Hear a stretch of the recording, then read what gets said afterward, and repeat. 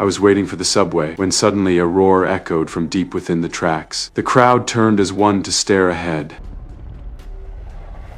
As the unidentified creature drew nearer, the gravel on the tracks began to float in midair. He tried to run, but it was already too late. Anyone who looks directly at it will find their eyes begin to mutate. There were no screams and no fights. Everyone just walked forward in silence.